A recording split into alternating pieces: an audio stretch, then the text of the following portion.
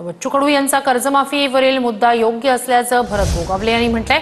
कडूंच्या ballot पेपरवरील निवडणुकीच्या मागणीबद्दल बोलताना मागणीचा विचार करावा लागेल असंही भरत गोगावले यांनी म्हटलंय। संघटनेचे संस्थापक अध्यक्ष बच्चू कडू आणि तुम्ही एका स्टेजवरती आहात, त्यांच्या माध्यमातून कर्जमाफीचा मुद्दा उचलला होता। नेमकं कर्जमाफीवरती शासनाकडून काय धोरण असणार आहे?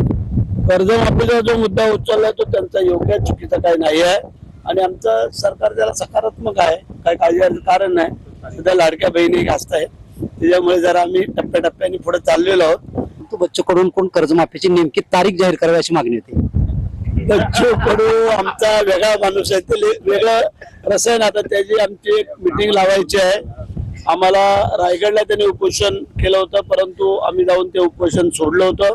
आता मी एक बैठक मुख्यमंत्री उपमुख्यमंत्री बच्चू कडू आमच्या समेत जे काय त्यांच्या मागण्या म्हणजे दुसऱ्यासाठी वैयक्तिक काही स्वार्थ नाही आहे। त्यांनी सांगितले की येणाऱ्या स्थानिक स्वराज्याच्या निवडणुका ज्या आहेत, जर सरकारमध्ये दम असेल तर बॅलेट पेपर घ्यावं अशी देखील मागणी त्यांनी आपण येण्यापूर्वी केलेली आहे। बच्चू कडू काही मागणी करू शकतात आणि त्यांची मागणी तुम्हाला कल्पना आहे, पण आम्ही महायुतीमध्ये असल्यामुळे त्यांच्या मागणीला लगेच होकार नाही देणार, कारण आम्हाला तो विचार करावा लागेल।